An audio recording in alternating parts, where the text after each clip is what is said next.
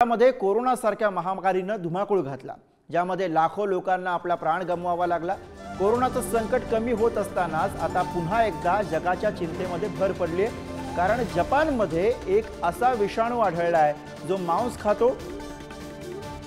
प्राणघातक आणि दुर्मिळ आजार आहे आणि जपानमध्ये तो वेगाने पसरतोय। देशाची राजधानी टोकियोमध्ये याचे रुग्ण वाढताना दिसतात। जपानमधून समोर येणारी ही चिंता वाढवणारी बातमी आहे। बॅक्टेरियाची लागण होताच 48 तासांमध्ये बाधिताचा मृत्यू होत असतो आणि त्यामुळे या आजारामुळे आता चिंता वाढलेली आहे। जपानमध्ये आतापर्यंत 977 रुग्ण या आजाराचे आढळलेले आहेत।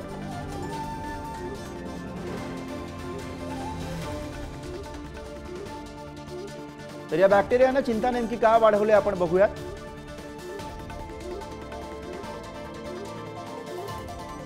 बॅक्टेरिया रुग्णाच्या शरीरावरचं मांस खाऊ लागतो। स्ट्रेप्टोकोकल टॉक्सिक शॉक सिंड्रोम असं या आजाराचं नाव आहे। लागण झाल्यानंतर 48 तासांमध्ये रुग्णाचा मृत्यू होतो।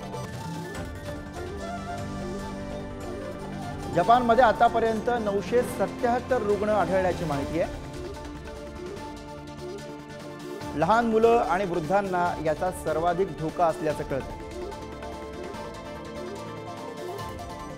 तर या आजाराची लक्षणं नेमकी काय आहेत आपण बघू। प्राथमिक लक्षणांमध्ये घशामध्ये खवखव जाणवते, त्याचबरोबर शरीरावरती विशेषतः पायामध्ये सूज जाणवते।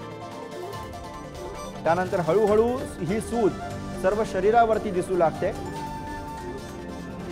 त्यानंतर पुढच्या 48 तासांमध्ये या बाधिताचा मृत्यू ओढवतो अशा स्वरूपाची माहिती आहे। त्याचबरोबर ताप आणि डोकेदुखीसारखी लक्षणं सुद्धा या संसर्गानंतर जाणवू लागतात। जपानमध्ये चिंता वाढवणारी अशी बातमी समोर येते आहे। आतापर्यंत या आजाराचे 977 रुग्ण समोर आलेले आहेत आणि याच विषयी अधिक माहिती घेऊया। जितेंद्र शिंगाडी आपले प्रतिनिधी सोबत आहेत। जितेंद्र, जपानमधून समोर येणारी ही अर्थातच चिंता वाढवणारी बातमी आहे। आतापर्यंत 977 रुग्ण या आजाराचे सापडलेत आणि विशेष म्हणजे चिंता वाढण्याचं कारण म्हणजे 48 तासांमध्ये संसर्गानंतर रुग्णाचा मृत्यू होतो अशा स्वरूपाची माहिती आहे। काय अधिक तपशील आहे या सगळ्याबद्दल? अतिशय गंभीर आणि तेवढीच चिंता वाढवणारी ही बातमी म्हणावी लागेल, कारण कोरोनानंतर आता जपानमध्ये एक नवीन धोकादायक आजार समोर आलेला आहे। यामध्ये बॅक्टेरियाचे रुग्णांच्या शरीराचे मांस खाण्यास सुरुवात करतात। स्ट्रेप्टोकोकल टॉक्सिक शॉक सिंड्रोम असं या आजाराचं नाव आहे आणि हा आजार ग्रुप ए स्ट्रेप्टोकोकस बॅक्टेरियामुळे होत असल्याचं समोर आलेलं आहे। आतापर्यंत जवळपास 977 रुग्णांची नोंद झालेली आहे। खास करून वृद्ध आणि लहान मुलांसाठी हे अतिशय धोकादायक असल्याची माहिती मिळते। आतापर्यंत हा जपानमध्येच रोगाची नोंद झालेली असली तरी युरोपमधील काही देशांमध्ये देखील हा पसरण्याची धोका तज्ञांनी व्यक्त केलेला आहे आणि यासाठी जे उपाय आहेत तेच की कोविडमध्ये बरोबर, त्यामुळे अर्थातच चिंता वाढवणारी ही सगळी माहिती समोर येते आहे आणि याच विषयी आपण अधिक बोलूया।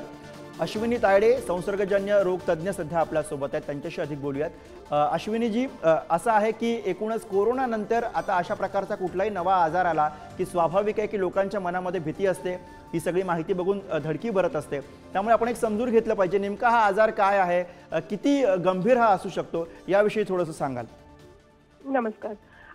ऍक्च्युअली जे आपण ग्रुप ए स्ट्रेप्टोकोकस म्हणतो, gas streptococcal toxic shock syndrome, हे आपण आधीपासूनच बघतो। मतलब रुटीनली आपल्या प्रॅक्टिसमध्ये जसं यांनी म्हटलं की लहान मुलं, वयस्क, ज्यांची प्रतिकारशक्ती कमी आहे, या लोकांमध्ये हा स्ट्रेप्टोकोकस जो बॅक्टेरिया आहे त्याच्या टॉक्सिन्समुळे कॉम्प्लिकेशन होतात। म्हणून जे म्हणतात आहे की फ्लेश इटिंग बॅक्टेरिया आहे, कॉम्प्लिकेशन्स आहे, त्या टॉक्सिनमुळे बेसिकली तुमचं विदिन फ्यू आवर्स किंवा विदिन अ डे पेशंट एकदम कॉम्प्लिकेट होतो, शॉक, बाकी कॉम्प्लिकेशन्स होतात, मल्टी ऑर्गन डिस्फंक्शन होतं। So it's basically because of that toxin and this bacteria we have been seeing since ages. फक्त हे आहे की याची इन्फेक्शन जसं आपण कोविड मध्ये बघितलं की ते स्प्रेड होण्याची जी कॅपॅसिटी आहे ना, ती एक कॅपॅसिटी असल्यामुळे जे क्लोज कॉन्टॅक्ट वाले लोक आहेत त्याच्यामध्ये हे कॉमनली होतं आणि त्यामुळे आउटब्रेक्स होतात आहे। सो इट्स नॉट दॅट की हा एकदम नवीन बॅक्टेरिया आहे, हा आपण आधी पण बघितलेला आहे। बरोबर, पण रुग्णसंख्या एकूणच जपानमध्ये वाढल्यामुळे आता ही चिंता समोर येते. धन्यवाद अश्विनीजी या सगळ्या सविस्तर माहितीसाठी.